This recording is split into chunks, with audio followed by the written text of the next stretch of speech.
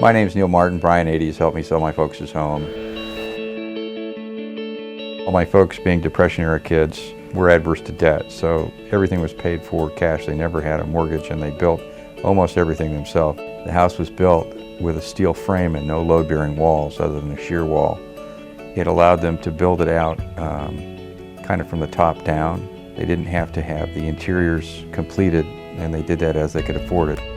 And you know, there was the classic stories about my folks building the house and my mom holding up a beam and my dad telling my mom to hold it and my mom saying, "I can't hold it anymore," and my dad said, "Just hold it." She said, "I'm going to drop it," and he said, "Don't drop it." So those kind of stories permeated the household. As the older son, I got to follow around and, you know, hold the dumb end of the tape measure and do those kinds of tasks. So that was fun. It best represented them in their sense of kind of mid-century modernist style and kind of a bit of minimalism as opposed to overstuffed, tchotchke-laden environment. Both my folks were transplants from the East Coast. They're both artists. My dad was an architect. My mother was a fine artist. My father was a practicing architect internationally, but based in Los Angeles.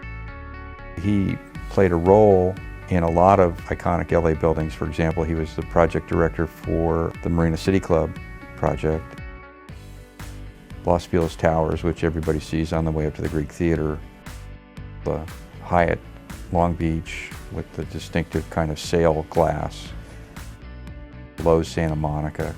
When he was with Dim Jim, they did the 100 Wilshire building, which was originally the Lawrence Welk building. It's the high rise at the end of Wilshire, the white building.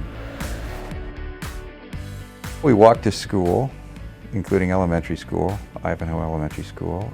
The neighborhood was very ethnically diverse, and by the time you're in high school, you're in a mix with other groups and other neighborhoods. It seems like the streets are a bit more crowded. I used to run around the lake and I was all by myself, and now going around the lake, it's a veritable highway of people, so that seems to be different. I grew up as a kid, because I literally lived there till I went away to college, kind of thinking everybody had a view. And it seemed strange to me why anybody would want to live someplace where it was flat, where you didn't have a view.